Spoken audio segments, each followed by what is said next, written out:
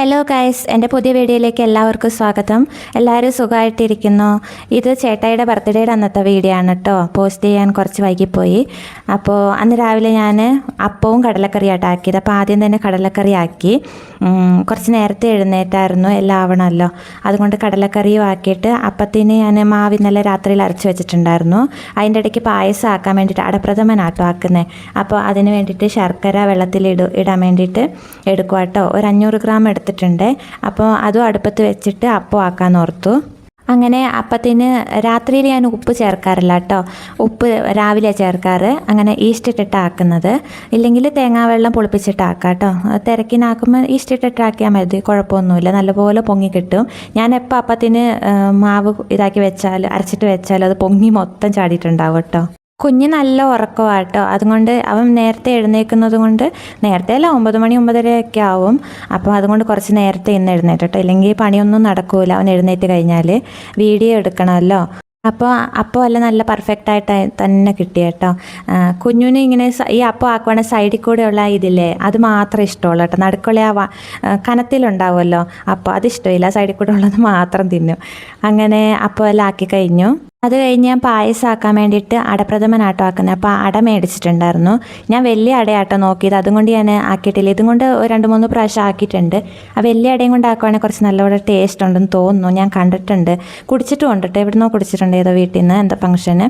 അപ്പോൾ അത് നോക്കിയപ്പോൾ കിട്ടിയില്ല. പിന്നെ ഇതും കൊണ്ട് ആക്കാമെന്ന് വിചാരിച്ചു. അങ്ങനെ വെള്ളം തിളച്ച് കഴിയുമ്പോൾ അതിലേക്ക് അട ഇട്ട് കൊടുക്കണം കേട്ടോ. എന്നിട്ട് കുറച്ച് ഓയിൽ ഒഴിച്ച് കൊടുത്തിട്ട് ഒന്ന് ഇളക്കി കൊടുക്കണം. അപ്പം അടി പിടിക്കാത്ത പോലെ. ഞാൻ പായസത്തിൻ്റെ റെസിപ്പി സെപ്പറേറ്റ് ആയിട്ട് ഇടാം കേട്ടോ, അടപ്രഥമൻ്റെ എങ്ങനെയാണ് ആക്കുന്നതെന്ന്.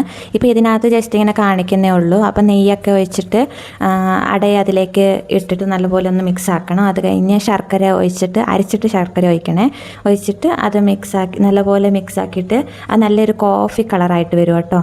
അപ്പോൾ നമ്മുടെ അടപ്രഥമന് നല്ല കളർ കിട്ടുള്ളൂ. കോഫി കളറായിട്ട് വരുമ്പോഴത്തേനും തേങ്ങയുടെ 1-ാം പാല് ചേർത്ത് കൊടുക്കണം കേട്ടോ. അങ്ങനെ നമ്മുടെ പായസം റെഡി ആയിട്ടുണ്ട്. 1-ാം പാല് 2-ാം പാലെല്ലാം ചേർക്കാനുണ്ട്. ഞാനത് സെപ്പറേറ്റ് വീഡിയോ ചെയ്യാം കേട്ടോ. എടുത്ത് വെച്ചിട്ടുണ്ട്, വീഡിയോ ചെയ്യാം. അപ്പം അത് കഴിഞ്ഞ് നമ്മുടെ പായസം എല്ലാം റെഡി ആയിട്ടുണ്ട് കേട്ടോ. പായസം ആക്കി കഴിഞ്ഞ് കുറച്ച് നേരം വെക്കണം. അത് കഴിയുമ്പോഴത് നല്ല കുറുകി വരും കേട്ടോ. ആദ്യം നമ്മൾ നോക്കുമ്പോൾ കുറച്ച് വെള്ളം പോലെ ഉണ്ടാവും. ഇപ്പം കണ്ടില്ലേ, നല്ല കുറുകി വന്നിട്ടുണ്ട്. കാണുമ്പോൾ തന്നെ കുടിക്കാൻ തോന്നില്ലേ. അങ്ങനെ ഈ പായസം ആക്കുവാണെങ്കിൽ എല്ലാവർക്കും ഇഷ്ടമാണ്. അതിൻ്റെ കൂടെ ഈ ഹോളിക എന്ന് പറഞ്ഞിട്ട് കിട്ടൂലേ, അതും കൂടി ഉണ്ട്, നല്ലതാണ്. പുറത്ത് പോയി നോക്കിയപ്പോൾ ചേട്ടായി ആൻ്റപ്പനും എന്തോ പരിപാടിയാട്ടോ. അപ്പം അതൊക്കെ കഴിഞ്ഞ് ഞാൻ തിരിച്ച് വന്നപ്പം അവരോട് കുറച്ച് സംസാരിച്ചിട്ട് തിരിച്ച് വന്ന് നോക്കിയപ്പോൾ എൻ്റെ നെയ്ച്ചോറ് ഞാൻ ആക്കിയായിരുന്നേ. അപ്പം നെയ്ച്ചോറെല്ലാം റെഡി ആയിട്ടുണ്ട്. അതിന് വേണ്ടിയിട്ട് അണ്ടിപ്പരിപ്പും മുന്തിരിങ്ങ എല്ലാം ഇട്ട് കൊടുക്കുവാണേ. ഇതിൻ്റെ റെസിപ്പി ഞാൻ സെപ്പറേറ്റ് ചെയ്യുന്നതായിരിക്കും കേട്ടോ. ഞാൻ എടുത്ത് വെച്ചിട്ടുണ്ട് വീഡിയോ, ഞാൻ ഇടുന്നതായിരിക്കും. അതുകൊണ്ടാണ് റെസിപ്പി കാണിക്കാത്തത്. അപ്പം ക്യാരറ്റും മുന്തിരി കുറച്ച് നല്ലോണം ഇടണം കേട്ടോ. മുന്തിരിയും കാഷ്യൂനട്ടും അതേപോലെ ചെറിയും ക്യാരറ്റില്ലേ, അത് വറുത്തിട്ട് അതും, പിന്നെ ലാസ്റ്റ് നമ്മൾ ഇതിടൂലേ, എന്താ പറയുക, സവോള വറുത്തിട്ട് അത് നല്ലപോലെ വറുത്തിട്ട് അതും ഇട്ട് കൊടുക്കും കേട്ടോ. അപ്പം നമ്മുടെ ഈ നെയ്ച്ചോറ് റെഡിയായി.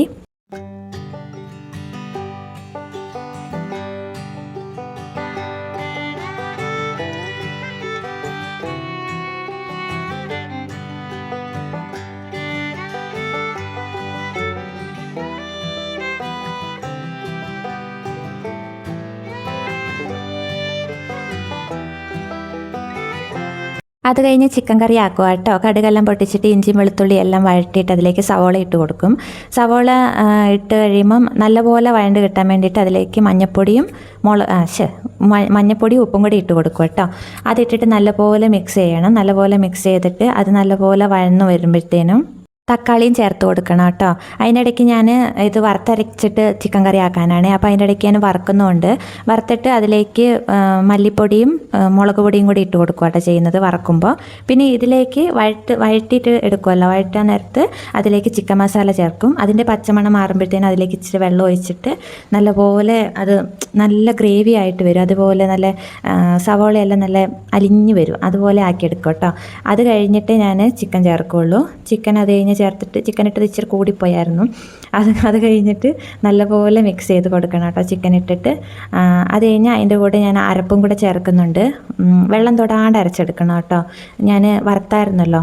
അരപ്പും കൂടെ ചേർത്തിട്ട് നല്ലപോലെ മിക്സ് ചെയ്ത് കൊടുക്കും. എന്നിട്ട് മൂടി വെച്ച് വേവിക്കുക. അത്രയേ ഉള്ളൂ കേട്ടോ ചിക്കൻ കറിയുടെ റെസിപ്പി. പിന്നെ ഞാൻ നെയ്ച്ചോറിൻ്റെ അണ്ടിപ്പരിപ്പ് അതൊക്കെ ഇട്ടിട്ട് മൂടി വെച്ചിട്ടുണ്ടായിരുന്നേ. അപ്പോൾ എല്ലാം സെറ്റായിട്ടുണ്ട്. പിന്നെ കച്ചമ്പറും ആക്കിയിട്ട് തൈര് കൊണ്ട്, അത് വീഡിയോ എടുക്കാൻ പറ്റിയില്ല. കക്കിരിക്കൊക്കെ ഇട്ടിട്ട് പിന്നെ അപ്പമൊക്കെ വന്നപ്പോഴത്തേന് കേക്ക് കൊണ്ടുവന്നിട്ടുണ്ടായിരുന്നു. അതെല്ലാം കട്ട് ചെയ്ത് എല്ലാവരും കൂടെ കഴിച്ചു. ഹോളികയും കൊണ്ടുവന്നിട്ടുണ്ടായിരുന്നു പായസത്തിൻ്റെ കൂടെ കഴിക്കാൻ. അപ്പോൾ ഇന്നത്തെ വീഡിയോ ഇത്രയേ ഉള്ളൂ. അടുത്ത വീഡിയോ ആയിട്ട് വരാം. ബായ്.